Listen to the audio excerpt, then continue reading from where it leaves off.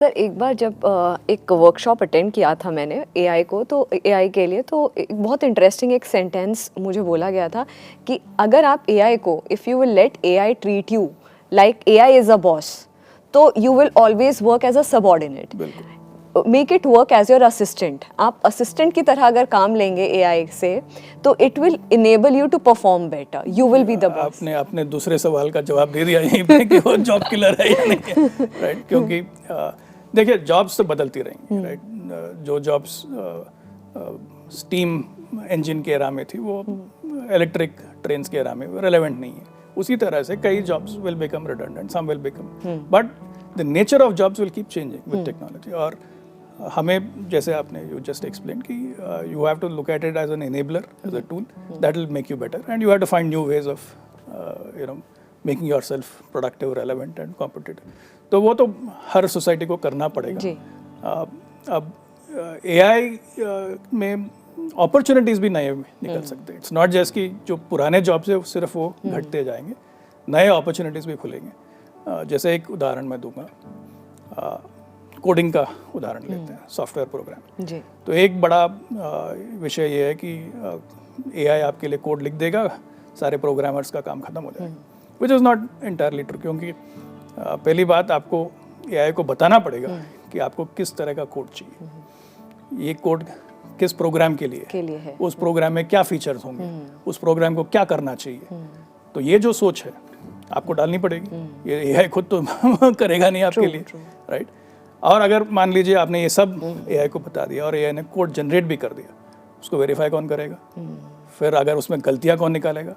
Correct, right? फिर जो इसके यूजर्स होंगे उनके फीडबैक्स होंगी, तो ये जो रोल है वो बदल गया है इसमें, राइट? तो AI is your partner in doing.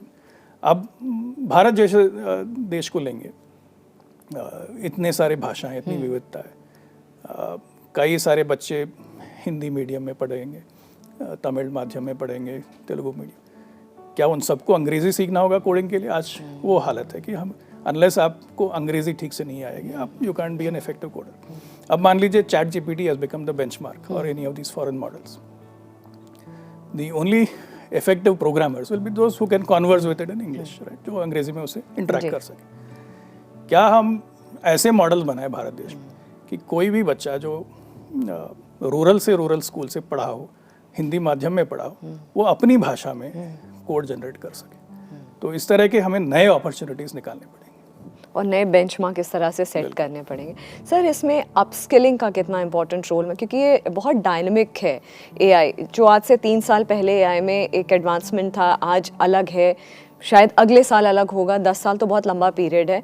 तो अपस्किलिंग आप कितना इम्पोर्टेंट मानते हैं? अपस्किलिंग तो बहुत ज़रूरी है, क्योंकि मैं खुद देख रहा हूँ कि हर 2 हफ्ते 3 हफ्ते नए मॉडल्स आ रहे हैं। जो पुराना वर्जन था वो ऑलरेडी ऑब्सोलीट हो गया, और नए नए मेथड्स निकल रहे हैं इसमें। और इन सबको समझना है कि कौन सा अप्रोच बेहतर है, कौन सा रिलायबल है, इसको समझने में काफ़ी सारा नॉलेज चाहिए।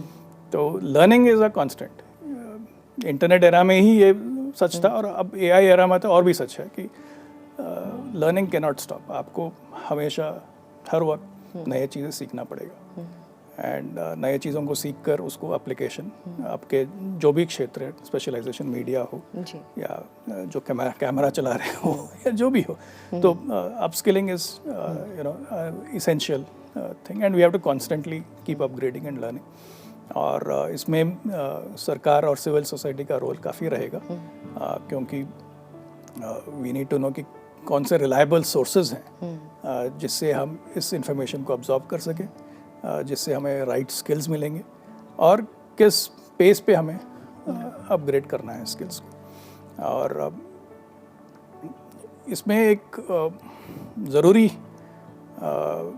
एस्पेक्ट है एट अ सोसाइटल लेवल, सामाजिक लेवल पे, कि हम साइंटिफिक थिंकिंग को डिफ्यूज़ करें पूरे सोसाइटी में। और इसके when I say that, it's not कि सभी को आपको फिजिक्स सिखाना या केमिस्ट्री से, वो नहीं, I am not saying that.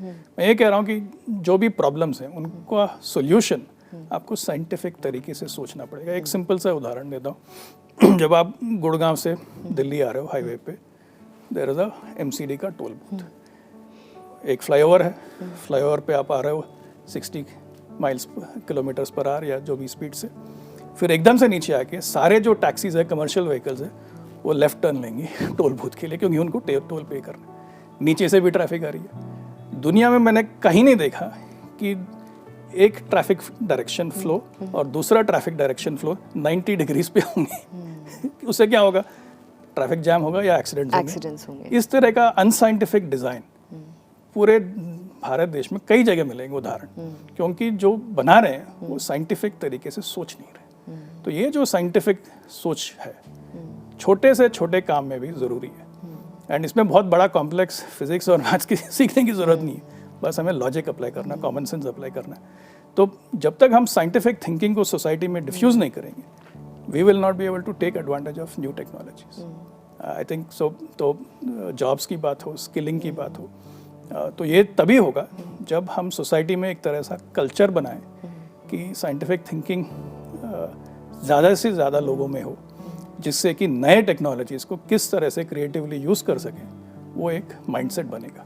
मुझे लगता है सर इसमें बहुत इंपॉर्टेंट एक रोल होगा कि रेगुलर वर्कशॉप्स आप ऑफिसेज में, कॉर्पोरेट वर्क स्पेसेस में, स्कूल्स में, कॉलेजेस में, क्योंकि अगर आने वाला टाइम एआई का ही टाइम है तो एवरीवन शुड बी अप्राइज्ड कि उसके साथ जीना आपको सीखना ही। जैसे मोबाइल के साथ आप जीना सीख गए, टेलीविज़न का एक ईरा था, उसके बाद कंप्यूटर्स का ईरा, फिर ये ईरा। तो मुझे लगता है सर रेगुलर जो वर्कशॉप्स हैं फ्रॉम, जैसा आपने बोला कि पॉलिसी मेकर्स, गवर्नमेंट, इन लोगों का, ब्यूरोक्रेट्स, इन लोगों का एक बड़ा रोल होने वाला है।